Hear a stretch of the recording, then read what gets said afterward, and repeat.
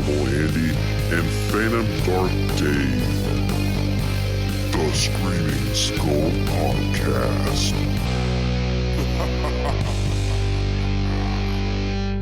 What's up, everybody? You're listening to a brand new episode of the Screaming Skull Podcast, and we are your hosts. I'm Phantom Dark Dave. And I'm Abnormal Andy. And Andy, it's good to be back. Had to take a small hiatus, but we're back in the thick of things. And I know we're right here in the middle of doing our found footage stuff in the summer, and we're going to get back to that. But I wanted to take a small detour because Julie had a really cool idea. And then I told her I wanted to do another top five, change things up a bit. And I was like, man, the top five in outer space and the top five in the big city were really cool. What else could we do? She's like, how about top five horror movies in the water? And I swear to God, if we had a sunroof, my mind would have blew through the roof of the car because we were driving to go get some food when she said that. And I was like, oh, I love this. I know Andy loves this. Like something about horror movies that take place in the water are just amazing. And so here we are, top five aquatic horror films. Yeah, such a cool topic. I mean, I love sea monsters and sharks and alligators and all that stuff. The movies that center on that kind of stuff or just weird creatures that are in lakes or what oceans or whatever. So, yeah, this is right up my alley. I was really excited when you mentioned this idea. So, it didn't take me long at all to put together a top five list. And that's awesome. Now, we probably gave ourselves about a week to do this. And granted, it would have been nice to have like a month to do this because there's so many horror movies that take place in the water. And you might think like, oh man, I can think of, and you might come up with maybe a couple of handfuls, but then you feel like you top the list out. But like you said, like when most people think about horror movies in the water, they naturally go with sharks. If you do just sharks alone, there's already like 100 movies. Now there's probably Yeah. only 10 that are good, but there's like 100 shark movies. But then there's so many other avenues of different types of creatures, as well as just like psychological things. And so I don't know how much crossover we're going to have, but I do know because I've been talking to you that though you made your list quick, you did challenge yourself. You tried to watch some new ones to see if maybe you can debunk your list a bit.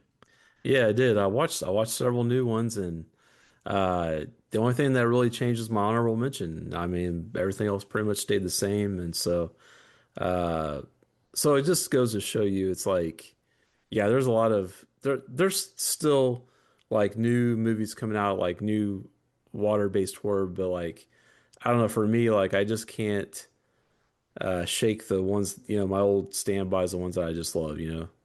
That's right. And I'm sure this goes without saying, but for any new listeners out there, Andy and I are far from movie critics. We only talk about movies that we love. And so when you hear our top fives, don't get too pissed off when we put certain movies over other movies because Andy, like, there was a couple that came straight to my brain and I was like, oh, yeah, like this is going on my list. But then I had some other ones that I was like, well, I don't want to have a list that like only dives into like this subgenre of water horror. I want to have a little bit of everything on here. So unfortunately, Yeah. there's some movies that I do like that didn't make my list, and there's some that Okay. people would assume are going to be on the list that well definitely aren't. So here we are. Yeah, that's probably the way my list is going to be too. There's going to be, now that you mentioned, there's movies that people would consider classics that probably aren't going to be on my list, and it may not be on yours either. Right. But I think between the two of us, there's definitely going to be something for everyone. And I knew going into this, I had at least two movies in my brain that I thought were going to be on your list. And after we do this top five, I'll let you know if I was right or wrong. But with all that being said, we got our homework out of the way. You want to go first or second? I'll go first. Why not? All right, kickstart us off with your honorable mention. Okay, so like I said, my honorable mention, it did change, but that's okay because I found a movie that when I was watching, I just found a movie that surprised me a little bit, and I just felt like I needed to mention it at least. So, and when you had back in, I would say probably like in the early 70s, you had a certain movie that came out that kind of started off a lot of, well, it didn't start off a lot of water-based horror, but it was a big splash at the movie theater. We'll just say that. Anyway, so it probably inspired a lot of movies that came after that. But there's one that came out in the late 70s called Tentacles in 1977. It's actually an Italian film, I think. And but it's kind of the same, a similar premise as a different movie that was more successful in the box office. But this one has John Huston, Shelley Winters. She's Yep. a familiar face. Bo Hopkins, he's another familiar face. Henry Fonda's in it. Um, so yeah, it has some familiar faces, and but basically it's like a giant octopus is wreaking havoc on a California seaside community, and so we get like some sailboat action. We get, just like we get some killer whales in the mix too, and there's like just a lot of different set pieces, a lot of scenes where it's kind of suspenseful, and it's kind of interesting. They kind of figure out it has like the scientific cause of what's triggering the attacks and stuff like that. So it really makes sense. It has like a logical, uh, I don't know, there's like logic to the plot and everything like that. So I really enjoyed it. And this is one I was aware of, and I had seen it a while back, but I just didn't remember much about it. So I watched it again, and this one just kind of flew up to the just below my top five because I had to mention it because I really enjoyed this movie. The creature effects are okay. It's a giant octopus, so there's going to be some rubber tentacles and stuff like that. But overall, it wasn't bad. I really enjoyed it. It did kind of feel like just because, like with, well, I won't mention other movies in case they get brought up later, but it did definitely reminded me of some other movies. But I think this one could have inspired some later movies and was also inspired by some previous movies that came out before it too. You can tell. Have you That's seen this one? awesome. Yeah, I have actually. I Yeah. watched it for the first time. Let's see, this is 2026. So I'd say probably about 3, 4 years ago. Just something that popped up on Tubi, and I was Yep. like, "Oh, this is from the '70s. I have to see this. What it's about." And I remember getting excited because like all the names you mentioned were in this, and I don't know what it is, but I always get really excited when like Bo Hopkins shows up in a random ass horror movie. It just lets Yeah. me know that I'm in for a good time. And yeah, that's a cool honorable mention. I have seen it. The one thing I don't remember is it one octopus or is it like several octopi? So, It's just one. okay, cool. I couldn't. I One mean, big mean how many octopus. big ones can there be? But yeah, cool. I need to Yeah. rewatch that because why not, right? Yeah.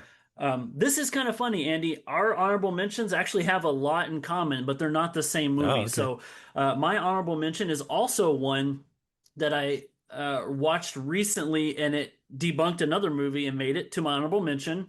And it's also from the same year, 1977, and it also has killer whales in it, but it's Okay. not tentacles. It's Orca. Oh, this is one that I've heard a lot about. I've actually never seen Orca. Well, I watched it yesterday, and so that tells you something. So, Orca is about a fisherman and his crew. They're targeted by a killer whale seeking revenge for the death of his mate.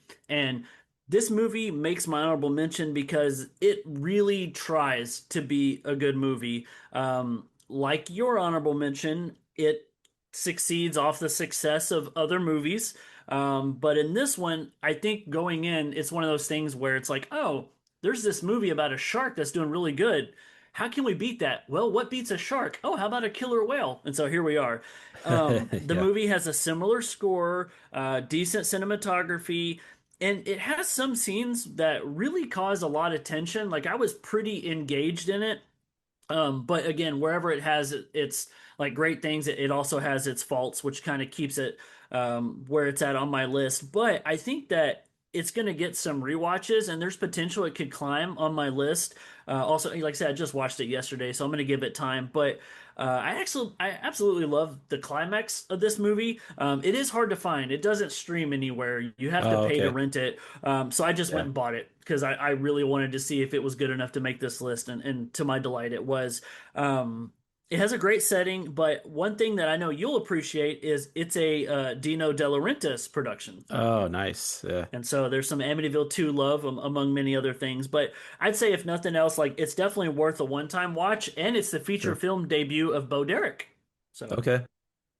Nice. Yeah. so Good look at pick. us, honorable mentions back in 1977. Hoorah! Yep. All right. Well, let's see here. Okay, so for my number five, and this is one that if anybody's followed me and Dave on one of our mini shows. You've heard us talk about this movie before, but this number five is Alligator. And this is probably no surprise to Dave because I've talked about this movie a lot. And it's from 1980. It stars Robert Forster, and but it's just basically about a alligator that gets flushed down the toilet. His name was is it Ramon? Ramon. Yeah. Yeah, and like the alligator ends up eat like so. There's this scientific company like I don't know. They do like animal testing, and they like test on some dogs or something, and like they want to hide the fact that they've killed some dogs or whatever that they've done animal testing, so they throw the dogs in the sewer. But what they don't know is Ramon is down there, this little alligator that's growing up, and it starts eating the dogs. And because of the experimentation that's done on these dogs, it has some kind of chemical in these dogs that causes the alligator to grow abnormally large and just be have quite the appetite, and it just terrorizes the sewers and eventually breaks out and gets into the city and it causes more mischief and mayhem. And just a lot of cool scenes. There's a scene with the swimming pool. There's a scene at a wedding. I mean, it's just like it's really absurd just how big of a scale this gets, But it's a fun movie. Um, it was one that I saw when I was a kid. I saw bits and pieces of it, and it just really kind of like stuck in my brain. And it's just one I keep going back to time after time. So yeah, it's definitely one of my favorites. That's pretty interesting you picked this movie because this movie did cross my mind. It did not make my list, but I remember thinking like, is there enough water in Yeah, this movie to consider that? And that's another thing that made this list fun. It's like, well, I mean, if at any point there's horrific things that happen in the water, it can count. And I immediately thought of this swimming pool scene. I'm like, probably the best scene in the movie actually takes place in the water. So great exactly. Yeah, choice. yeah, yep. I love it. And I love that you picked this movie because this is one you and I have been talking about together for years. It's always fun to rewatch it. The sequel's weird, but the first one's so good. Yeah, so I mean, it was directed by Louis Teague, who also directed Cujo, Cat's Eye, and Jewel of the Nile. So I mean, there's some bona fide, filmmaking talent behind the movie. You got that right. My number five, oddly enough, isn't about an alligator, but it's about a crocodile. So that's kind of Oh, cool. We're okay. going movie for movie here. My number five is from 1989. It's Killer Crocodile. Have you seen this one? No, I don't think so. Okay.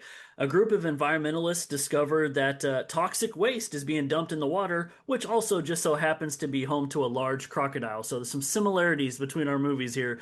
But dude, out of the gate, this is a cheesy Italian crocodile movie and I love it. It makes my list because of the use of practical effects, much like all the movies on my list. But it also features Van Johnson, who was an actor that I liked back in the 1940s and 50s. He did a lot of Turner Classic Movies, and much like some of those actors, when they aged and Hollywood was done with them, they went and started being in all these like schlocky movies.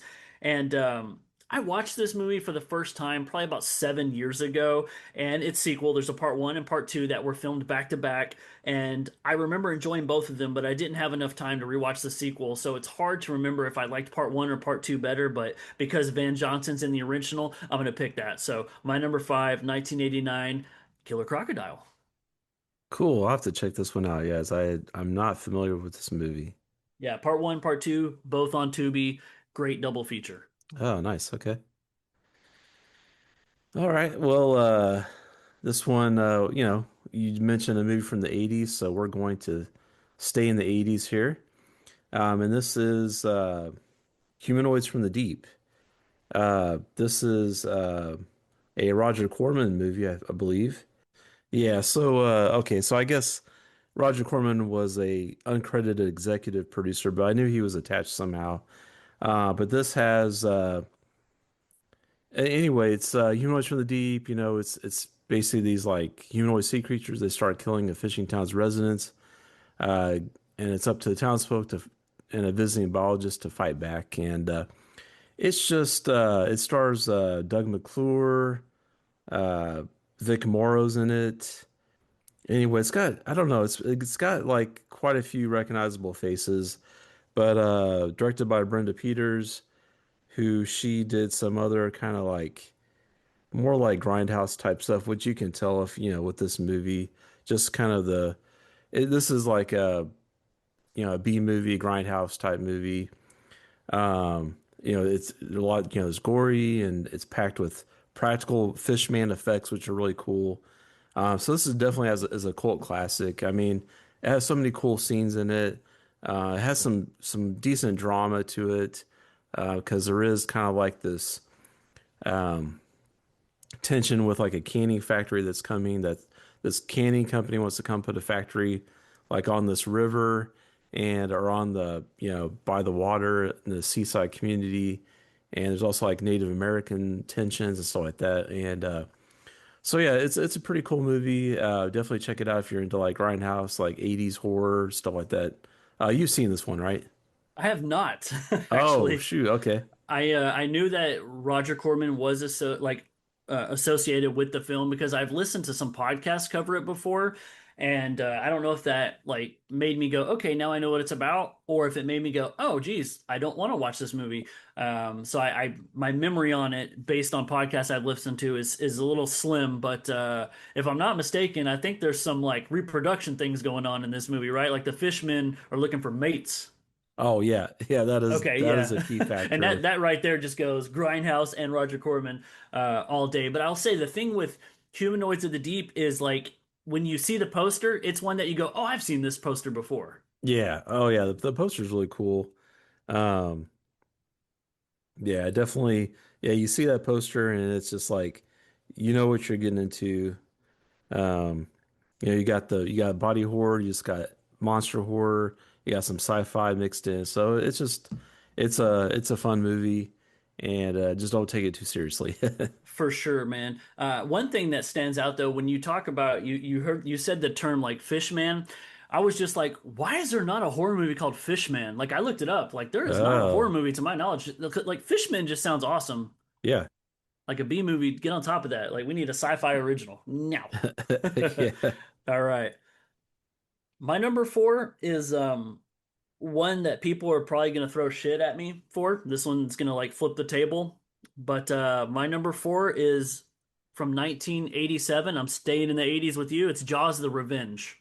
It is the Ooh, okay. fourth movie, and is a hot take, and I know. So, but hear me out.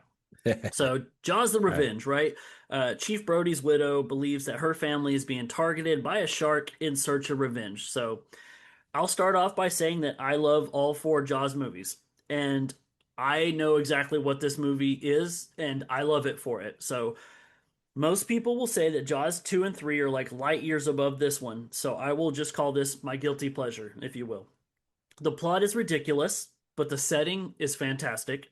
We're in the Bahamas, and we got a love story. We got Mario Van Peebles pretending to be Jamaican, and we got one of my favorite actors, not Michael Caine, though he's in this movie and he's great, but Lance Guest from The Last Yeah, Starfighter and Halloween 2. And I exactly. love Yep. that. Yeah. When I was growing up, Andy, this is a movie that played on like TNT and TBS like Oh, all yeah. the time. And I'm assuming it's because like maybe they didn't have the rights to play the first movie being the big blockbuster that it was, but the Uh-huh. sequels were so just like whatever. So, because this movie was on TV all the time, it was the one I was most familiar with and I just grew to love it, right? But one thing I do want to point out is I do prefer the TV cut and the rare Really? Japanese Wow. Laserdisc sample of it because they have totally different endings. Oh, wow. Okay. And so I will try to keep this spoiler free, but if you have seen Jaws the Revenge on like VHS and DVD only, Blu-ray and stuff, then you have not seen the actual version I'm referring to.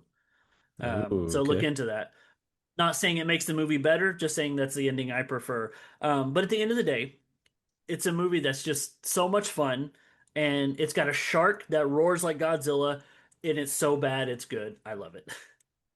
Yeah, I agree. I know this one gets a lot of crap from people, but I enjoy it. This one, it's not afraid to kill off like some of our cherished characters that we've had up to this Exactly. point. Um, and it does kind of take some leaps, the shark being able to find this family after in a different I think totally. even the shark kind of leaps too onto the Oh boat. yeah, that's That's true. great. Yep. Yeah. Yep. But yeah, Mario Van Peebles is great. Michael Caine, um, Lance Guest, yeah. So Yes. it's definitely a guilty pleasure for me too. I mean, um, but yeah, no, it's a cool movie. That's awesome, man. You and I haven't really talked at lengths of how we feel about the Jaws sequels, and so Oh yeah.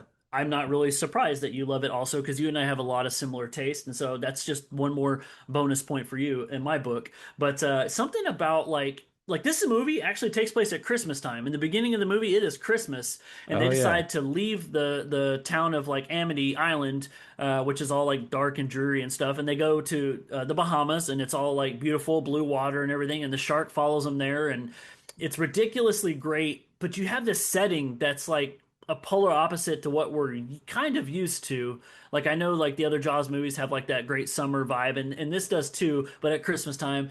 But then there's like this love story with the mom and Michael Caine. It's real sweet, but all while this is going on, you have Lance Guest who's like a marine biologist and he's telling his mom that they're studying like rocks when he's actually out there like studying sharks. But it's so cool because they're inside this like glass drone in the water, and I Uh-huh. just thought that created such a good tension and atmosphere. I just loved it. So Yeah, for sure. I mean, because you're kind of getting down in the water there, like with the, where the shark could be, and yeah, yeah, like you said, it's like it's when you've done the shark cage so many times, what else can you do?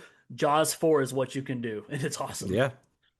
I remember hearing an interview with Michael Caine, and he said something like, they asked him about this movie. He's like, well, I've never seen the movie, but I've seen the house that it It paid bought his for. mom, I think. Yeah, I bought my mom a house with the money he made for that. Yeah.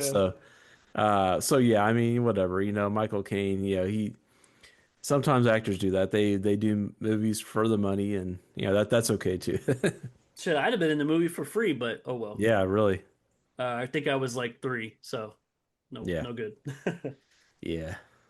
So, it's funny we're talking about the 80s a lot. In the 80s, there was something that happened kind of towards the later 80s where there's this theme of movies that came out. Like they take place like they take place like deep under the ocean, like at the bottom of the ocean or whatever, like these like uh and it's like so anyway, so there's like quite a few movies that all kind of had this theme. Well, I'm going to bring up one of them now. It's called Deep Star Six, and it is from 1989. And this is actually directed by Sean Cunningham, who we know from Friday the 13th. Yeah. Um, and it's got some familiar faces. It's got Greg Evigan, uh, it's got Miguel Ferrer, it's got um, It's always good when Miguel Ferrer shows up, man. Elia Baskin. I think he's a recognizable face. It's got some people from like um, Friday the 13th too. It's got I think it's is it Ron Carroll? I think it's like the guy that's like the sheriff in Friday the 13th at the end when he's talking to Adrian King. She's like, "Well, what about the boy?" He's like, "Man, there's no boy." That guy. What a bit He's role. Yeah, he's in this movie. And but anyway, this is so basically what this is like you got a team of Navy personnel stationed at a temporary base at the bottom of the ocean, and they're tasked with setting up nuclear missiles, and they discover a huge underwater cavern that houses a giant prehistoric creature. So this kind of sounds like something that might have came out in the 50s, which yeah, this definitely has nods back to that era. And this has like really cool practical creature effects. Um, this is kind of like one of those claustrophobic kind of like settings because they're underwater. They're in this like underwater vessel, and there's like corridors and stuff, and yeah, nods to Alien and things like that. And it's got some really effective scenes, because anytime there's like water and you're not really sure what's in the water with you, that's always kind of scary. And then you got the human element too, and you got kind of like some villains there and stuff. So it's just a really good mix of like monster horror and 80s and all this kind of mixed together. Lots of action and uh, so I love it. And I don't know if this one really gets brought up too much, but I think it should get brought up more. Have you seen this one? I have actually. I think I watched this in the same time period that I was watching the Killer Crocodile movies. I was probably just going down a rabbit hole of horror movies in the water, and I've only seen it once. But when I knew you liked this movie, and so I didn't like cram it in my rewatch. It didn't make my list, but as you're talking about it, I'm over here looking at pictures of it, and it's starting to kind of like resurface. You see what I did there? Some memories of when I watched it and seeing Michael Ferreira in it, seeing people inside that like space suit, and then seeing the creature, and then seeing clips of the ending. And I think the ending is one that I've like caught me off guard, and so I remember this being a fun watch. Yeah, and like it's such a cool creature design too. It's like this like big kind of bug type thing. I don't know. And Yeah, I just love that they kind of were they got creative with their monster designs and stuff like that. And I don't know if this was they had like some animatronics, and I don't know if it was um like Stan Winston or something like that. Let's see here. Oh, okay. Robert Kurtzman, so KNB had perfect. Greg Nicotero.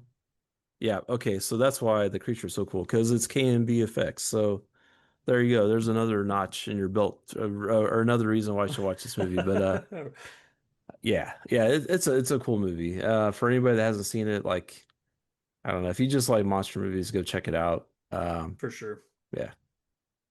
Awesome, dude. Well, my number three um, is one that you mentioned your movie is inspired by like the 50s monsters movies, right? Well, my number three is a 50s monster movie. It's from Ooh. 1957. It's The Monster That Challenged the World. Oh, cool. I've not seen this one. Okay, well, let me tell you about it, sir. There was a couple of different ones that I wanted to put on my list, and I kind of made them face head to head, and this one kind of took the upper hand. This one is about a horde of prehistoric mollusk monsters that enter the California canal system. It's a, I would say, unpopular monster movie, like yours, that deserves more recognition. I feel like this one kind of lived in the shadow of movies like It Came from Outer Space or It Came from Beneath the Sea, stuff like that, which are both great movies, right? But in this one, it's the U.S. Navy versus a giant caterpillar, for a lack of better terms, right? It's got creepy underwater caves, and the mollusk design is awesome. This animatronic that they used was 10 feet tall, and it weighed about 1,500 pounds. And this is one that I saw for the first time back around 99 to 2001, because this is one of those MGM midnight movies on DVD that you Oh can yeah. get for like $10. If you look at the cover, it might look familiar to it, but this one, just all in all, is everything you like about 1950s monster movies. As like cheesy and great as it is, as predictable as some of the scenery is, but it kind of goes one step further, especially with the creature design that they use. I love it so much. And it's a good way to spend an hour and 24 minutes. It's not that long. So Yeah, that sounds great. I'm gonna have to check it out.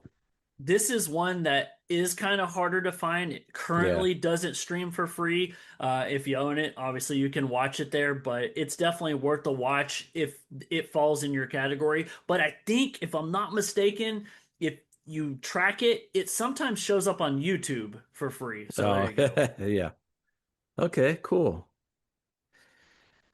All right, so for my number two, we're gonna go to the 90s. Change it up a little bit here. All right. This is this one that it's really kind of a mix of uh like humor and action. And this is Deep Rising from 1998. Stars Treat Williams. He's a recognizable face, and Famke Janssen. She's also in it. Anthony Heald. Name's not familiar, but the face, if you see him, you'll recognize him. Oh, it's got Kevin J. O'Connor. He's always a recognizable guy. Wes Studi, he's a recognizable guy. Jason Fleming. All these names like are people you may not recognize from the names, but once you see their face, you're like, oh, this guy, this guy. It has a lot of character actors, like probably more so from the 90s, but um Jimon Hunsoon, you probably recognize him if you see him. But yeah, this is a cool like sea monster movie. It's like takes place on a cruise ship. So basically you have like there's these pirates that are trying to hide that's hijacked is the word I'm thinking of. Yeah. So these pirates hijack a cruise ship because there's valuables on board. And while they're in the midst of this hijack, there's also a sea monster that attacks the ship. And so these guys are just like in the wrong place at the wrong time, basically, because they get on the ship to like hijack it, and they can't find anybody. Like the ship is like deserted, and like what's going on? So the sea monster got there just before they did, and it's a really cool creature design too. It's like these little snake things, like worm things that kind of go every which way and through the plumbing and stuff like that, through walls and everything. So it's really creepy, really cool, like computer effects, um, and then at the end you kind of see more of the creature, which is really cool. But I really enjoyed this one. Trey Williams, he's a great action star. Um, I know he did some other action movies and but yeah, it's just there's just a lot of humor to it too. So this movie just kind of got that charm. So it's a fun movie. Um, this is one that I could just go back to over and over again. Uh, more so, like you got the cool creature design, you got the action, humor. So it's just all around a great movie. Have you seen this one? You know what? I have seen this one, but I have not seen it since it came out at VHS at Blockbuster. So I rented Oh, this okay. back in, when did this come out? Like 98 or something? I Yeah, forgot what you 98. said. Yep. Yeah, I remember renting it because that's right around the time, let's see, Scream 1 came out like 96. That's what really did me in for horror. So this was really early in the horror stages where I would watch anything and everything. Yeah. And at this time period, I didn't have an understanding of how they do like CGI effects. So I was always impressed when they could actually show a creature of any kind. And I thought this movie was hella brave. I was just like, how did they do this? Yeah. And I remember really liking it. And I remember some of the humor too. If I'm not mistaken, there was a guy in there. I don't remember who it was, but I think they even show it in the trailer, and it's kind of funny. But I remember, if I'm not mistaken, you said the keyword plumbing, and I was just like, yeah, don't use the bathroom on this cruise ship. Did my, Yeah. yeah, okay. Yeah. No, you're right. Yeah, there is a scene like that, and yeah, there's some gross effects like like half digested people and stuff like that. So it's pretty goopy and slimy and all that stuff. But yeah, no, it's a cool one. Definitely a lot of action, explosions, and gunfights. Even though this is a creature feature, you also have the mix of like action too. Right. Yeah, I remember it was a good one. It was a I think maybe one thing that's kept me at bay from the rewatch is not knowing how the effects would hold up, but I should put that Yeah. aside and rewatch it because it's been so damn long. No, I think they hold up. Really, I think they do. Awesome. That'll be fun little rewatch. And Julie's never seen it, so I could show it to her. Good Oh yeah. choice, my man. Deep pull. Also, did you realize your last two movies had deep in the title for you? Oh, that's true. Yep. Yep. Being deep shit. All right, here we go. My number two is from 1977. It's Shockwaves. So Oh, okay. this is a movie that if anybody has heard me in some sort of zombie conversations, I always bring this one up. I love this movie. People on a remote island discovered that a reclusive Nazi commandant has been breeding Nazi zombie soldiers. And so this movie has Peter Cushing. And so it already gets a point for that. Anything, if you're Hammer horror, you love Peter Cushing, right? Add zombies that drown you. And I know you're first thinking, like, I'm trying to put together how that's even a thing. Like, how are they zombies if they don't eat you? I'm like, well, if they come back from the dead, they're zombies, right? So I like the atmosphere. I feel like this movie does a good job of having like the trope of zombies lurking around every corner, but instead of them eating you, they find creative ways to like pull you into the water. And I have like aquaphobia, right? I'm not a big fan of water, so that's why I love this subgenre so much. But now you're telling me that, like, there's characters you can root for, right, and characters you despise. That's always fun, but there's just something genuinely creepy about zombies who can like lay on the ocean floor and just wait to like pull you under. Like, something about that's terrifying, and they managed to like literally take the camera into the water and show like these zombies like laying in cracks and crevices and trenches, places that people shouldn't be, and then having people go over them and they come up and grab you and pull you under. And so I always thought that was really cool, especially for the 70s. And the main guy that's in this movie, not Peter Cushing, but the main like I guess hero of the film, if you will. He was the boy from Flipper, and so his skills really Mm. show. Like this guy was like bred for the water, if you will. He does a great job. But yeah, man, 1977. I'm going back to that year because my number two is Shockwaves. No, it's funny. So I actually, this is one of the movies I watched here this last week in preparation for this episode. And yeah, I really appreciate it. It didn't make my list, but I really appreciate, uh, the movie because, like you said, it has Peter Cushing. It also has, oh, there's another guy, Carradine, John Carradine is also in it. Yes, He plays like a little bit part in it. But it's a really cool concept. Like you got like this Nazi scientist and these that's created basically like super soldiers and this kind of like they become a problem for the Nazis for Germany because they can't be killed and when the war ends they don't know what to do with them so they just Peter Cushing just takes them onto this remote island and that's just where he stays and hopefully his hope was nobody would ever come to the island, but of course people do, they get shipwrecked. But yeah, no, the zombies are really creepy. Like you said, they kind of like hide in the water. And there's like scenes where you see them walking into the water and yeah. they just like dip their head below. You're like, where'd they go? So Yeah, it's and something like, yeah, go ahead. the actors who play the zombies, I mean, they obviously have to breathe. They're like holding their breath, but they do it in such a way that it's not extremely obvious. You don't see like an insane amount of air bubbles, expelling from their mouth. Like they go in there, and these guys got to be like trained scuba divers or something to where they can hold their breath for a long period of time because that camera doesn't like go in and out really quick. It doesn't waste any time. It shows you everything you want to see, and it kind of is unsettling. Yeah, yeah, it is. And there's a lot of just the Great poster place. too. Oh yeah, great poster and like the setting. It's just like this old like mansion or whatever, kind of dilapidated and uh Ironically, it has that Hammer horror, right? Like the mansions and it stuff. does. Peter Go Cushing figure. hiding in a big old house, old dark house thing. Yeah, it's great. I mean, it's a fun. It's another good movie that's worth a watch. It's got that 70s horror, very kind of Yes. atmospheric. You got the music. You got a really cool score too. I really like the electronic score and the zombies kind of lurking around and stuff. It's definitely a a chilling, creepy zombie movie. Yeah, and if you love just movies from the 70s in general, this one's just fun to look at. Yeah. All right, my dude, you know what that means is we're down to our number ones. What is your number one favorite aquatic horror movie? All right, so we're going back to the 80s for me. I mean, where else will we be, you know?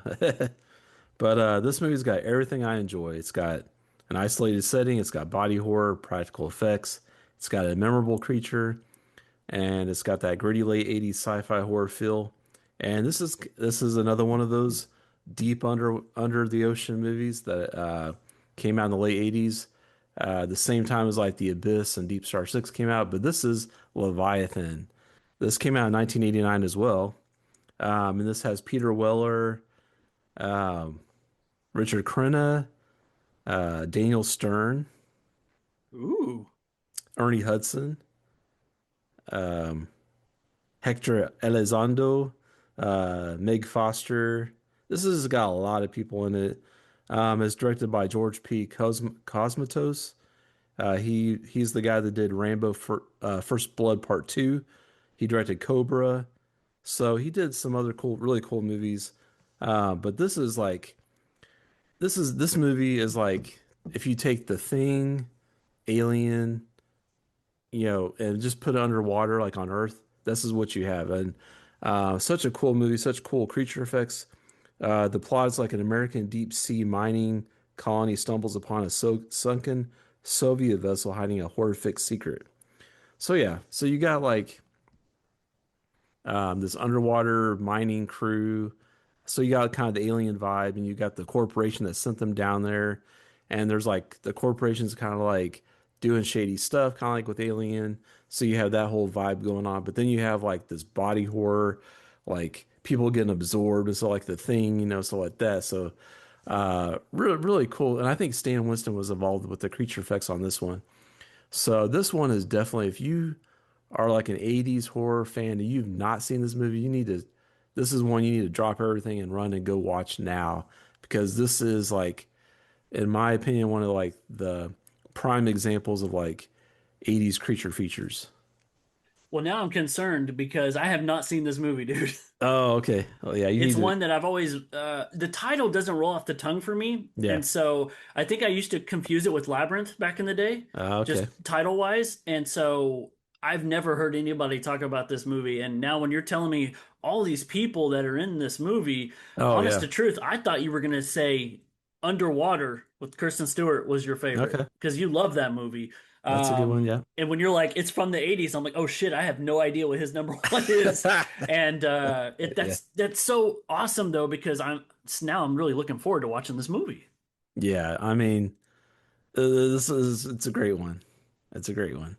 That's Uh, fantastic, dude. Don't yeah. say too much because um, I want to go in as blind as possible now, Mhm. but I'm definitely intrigued because you mentioned Alien and The Thing, and I love those movies.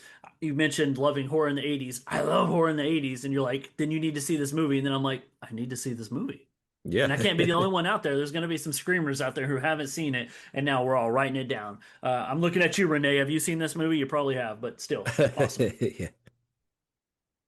Cool, man. All right. Yeah. Well, let's hear what your number one is. My number one was there any doubt? 1954 Creature from the Black Lagoon. There it is. A strange prehistoric beast lurks in the depths of the Amazon. I mean, this is easily one of the greatest horror films ever made, and Yeah. definitely, in my opinion, the best Universal monster. Yep. It's got everything going for it, dude. Great cast, great location, great music, and most importantly, a great creature, pun intended. I love the whole Creature trilogy, but it was the first one that made me fall in love with classic horror movies to begin with. This movie has amazing underwater photography, and again, the creature design's incredible. It was designed by effects and makeup artist Millicent Patrick, who was born in El Paso, Texas. And if I'm not mistaken, it's really cool. Is she also contributed to the alien design in It Came from Outer Space, which I know you love, Ooh, yeah. which is also cool because both my movie here, Creature from the Black Lagoon, and It Came from Outer Space were both directed by Jack Arnold and starred Richard Carlson. So there's a lot of love going there. Oh, But yeah. That's a cool crossover. Yeah. I mean, here it is. If anybody's ever heard me talk before, you know my favorite is Creature from the Black Lagoon. But it was so funny that this movie did not come to my brain immediately when I started making my list. I started writing them down and then I went to do some research and then it popped because I think of this movie in such a high regard that I forget like this is a water horror movie because it's so much Oh, more yeah. than that. But then I'm like, well, shit, okay, this is number one. Now I just got to work my way down. And so Yeah.